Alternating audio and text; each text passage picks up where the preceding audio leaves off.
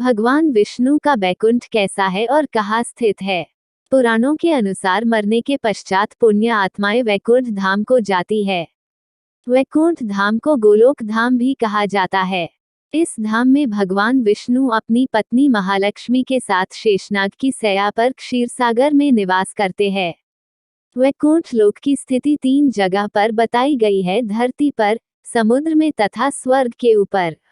पहला वैकुंठ धाम धरती पर है। बद्रीनाथ धाम, द्वारिकापुरी, जगन्नाथ धाम को वैकुंठ धाम कहा गया है। दूसरा वैकुंठ धाम धरती के बाहर बताई गई है। इसे ब्रह्मांड के बाहर और तीनों लोकों के ऊपर बताया गया है। यह धाम दिखाई देने वाले प्रकृति से 3 गुना बड़ा है। इसकी देखरेख के लिए भगवान के 96 करोड़ पार्षद तैनात है।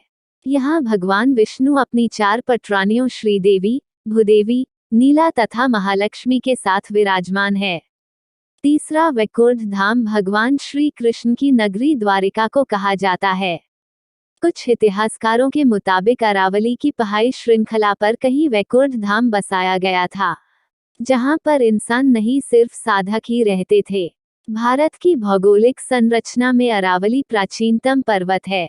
ऐसा माना जाता है कि यहीं पर श्री कृष्ण ने वैकुंठ नगरी बसाई थी। भगवान श्री कृष्ण की नगरी द्वारिका को कहा जाता है। कुछ इतिहासकारों के मुताबिक अरावली की पहाड़ी श्रृंखला पर कहीं वैकुंठ धाम बसाया गया था, जहां पर इंसान नहीं सिर्फ साधक ही रहते थे। भारत की भौगोलिक संरचना में अरावली प्राचीनतम पर्वत है। ऐसा माना जाता है कि यहीं पर श्री कृष्ण ने वैकुंठ नगरी बसाई थी। मृत्यु के पश्चात किस तरह की आत्माएं वैकुंठ धाम को जाती है? दोस्तों, मनुष्य तन बड़े भाग्य से मिलता है।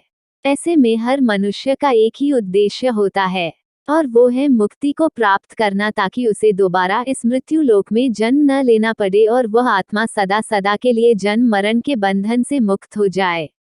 दोस्तों, जो मनुष्य मृत्यु के समय ऊ शब्द का उच्चारण कर लेता है, उसकी आत्मा मृत्यु के पश्चात भगवान विष्णु के धाम अर्थात गोलोक धाम चली जाती है। गरुड़ पुराण के अनुसार जो व्यक्ति मरने वाला हो, यदि उसके मुख में तुलसी का पत्ता डाल दिया जाए और गंगाजल डाल दिया जाए तो मृत्यु के पश्चात उसकी आत्मा वैकुंठ धाम को चली जाती है। तुलसी का पत्ता महालक्ष्मी का ही स्वरूप है, जो कि भगवान विष्णु की पत्नी है।